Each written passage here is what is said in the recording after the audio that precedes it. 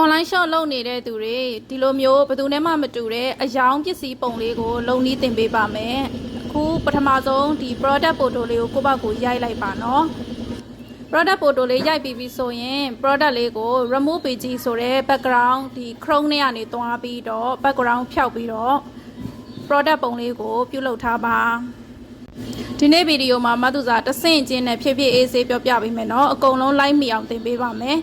product ပုံလေးကို remove page နဲ့ background ဖျောက်ပေးပြီးဆိုရင်တော့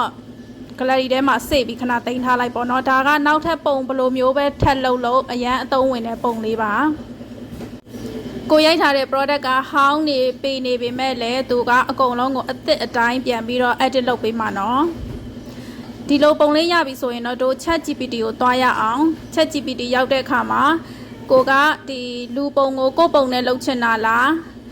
ပြီးလို့ရှိရင်ဒါမှမဟုတ်ရင်မင်းသားမင်းသမီးတစ်ခုခုပေါ့နော်ကိုစိတ်ထားတဲ့ပုံပဲပုံနဲ့လုပ်ချင်လဲအဲ့ဒီပုံတစ်ပုံနဲ့ product ပုံလေးတစ်ပုံနဲ့ကိုနှစ်ပုံတွဲပြီးတော့ ChatGPT ကိုပေးလိုက်ပါပြီးလို့ရှိရင်ကိုကဒီပစ္စည်းအကြောင်းကိုတော့နည်းနည်းလေးသူ့ကိုပြောပြဒီပစ္စည်းကမျက်နှာလိမ့်နာလား body လိမ့်နာလားဒါမျိုးလေးပေါ့နော်အဲ့တော့ပြောပြပြီးမှကြော်ညာပုံလေးဖန်တီးခိုင်းပါ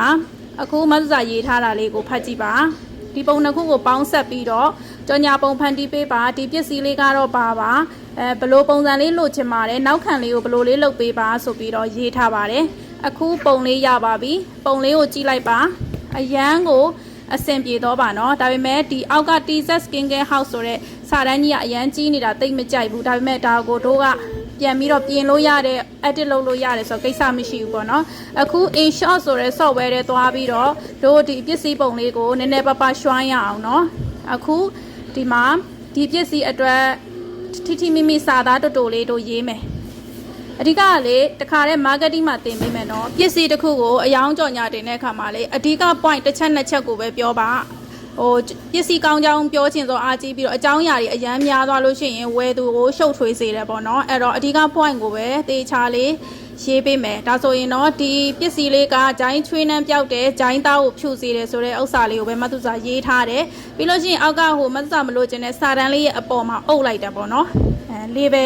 နောက်ခံတန်းလေးနဲ့တခါတည်းအုပ်လိုက်တော့မမြင်ရတော့ဘူးပြီးတဲ့အခါမှာကိုယ့်ရဲ့ဆိုင်ရဲ့နာမည်လေးကိုလည်းထည့်ခြင်းတဲ့အတွက်ဒီလိုတောင်းလေးမှထည့်တယ်ဘာမှ edit ကိုအများကြီးလုပ်စရာမလိုဘူးเนาะပုံကလည်းလုံးဝ HD quality ကြည်တောက်ရှင်းလက်ထက်မှာကင်ထားတဲ့ product ကလည်းလုံးဝကြည်ကြည်လင်းလင်းလေးအဲ့တော့ဒီပုံလေးကိုက Facebook မှာပဲတင် page မှာပဲတင် TikTok မှာပဲသွားတင်အရန်ကိုအဆင်ပြေပါတယ်เนาะကိုရောင်းနေတဲ့ပဲပစ္စည်းမစိုးဒီလိုမျိုးလေးလုပ်လို့ရတယ်เนาะအပေါင်းလေးနဲ့အသေးလေးပေးခဲ့အောင်ထပ်တင်ပေးမယ်เนาะ